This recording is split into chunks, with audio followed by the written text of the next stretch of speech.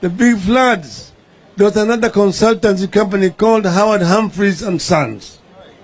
1964, Jaramogi brought the Russians here.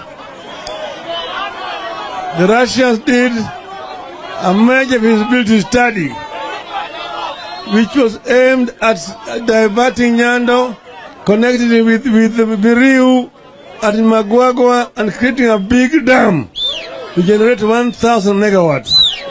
Puralo Sogijoka. Puralo Sogijoka.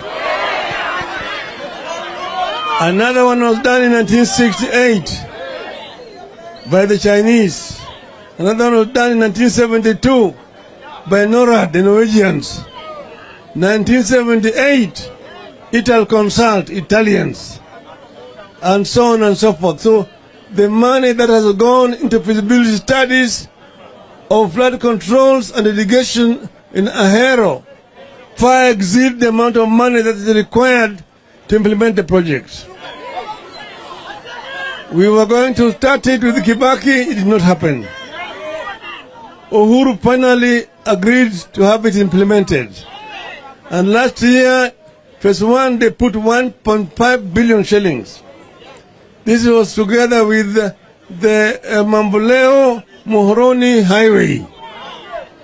Unfortunately, in spite of the fact that the contractor had already reported to the site at Korusoin, that contract has been withdrawn by this government. And the money which was earmarked for this project has been diverted to other projects. There are 12 dams currently in the current budget. Sondo Muriu is not one of them. You understand? Why? Because Mr. Gachagua said that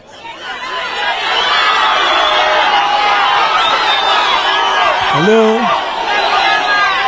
Mr. Gachagua has said that the Kenya Kwanza government is a corporation, is a company where you must have shares. There are those with more shares and those with very few shares and others with no shares. The people from this region have no shares in Kenya Kwanza. Despite of the fact that the people of this region also pay taxes. You pay taxes here in order to create cost development in other parts of the country. The question that we want to ask, what are we doing in Kenya? Do you want to do a self-determination to leave Kenya? No. We must fight for our right within the Republic of Kenya. The people of this part of the world are also taxpayers. They pay taxes like other Kenyans from other part of the country and deserve to have projects implemented. And that's why we are saying that Sondo Muriu, that is, Sondo Muriu, what we want to, no, not Sondo Muriu, the Nyando Dam, Koru Soin Dam, must be put back into the budget. Koru Soin Dam must be put back in the budget. Thirdly, the people of this region are part of Kenya, and they are saying that the taxes which have been put in the current budget are too punitive and it must be removed. The people of this area say they do not want to be overtaxed because they are poor. They are poor and they want their children to go to school. They also want to be entitled to medical services like other Kenyans. You throw here. You throw here. Kura wachonia. Wachonia. Nyocha ni oneno kani macho na jwa no mugoko. Ruto no kwawa. Ruto no wacho ni odwani mondo walosi. Oyeni walosi. Tunakwenda gol ng'ata kwenda golo ng'ata. Mundo gibed piny. Koro tim mamaro tane go tienda molo.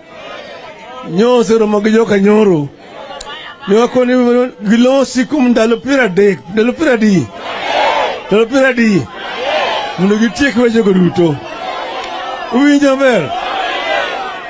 Mokwongo en wach mar nengo mar ngima, nengo gik moko, nengo makati, nengo mogo, nengo mafuta, nengo sitima, school fees odog piny. Ujo thurwa.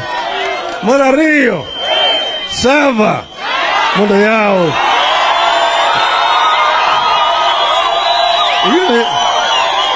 Yune yaw sava. Yune yaw sava. Yune yaw sava. Mar adek, mijumbe manogone kura gi teksi mar ODM to ng'ado aora odhi loka cha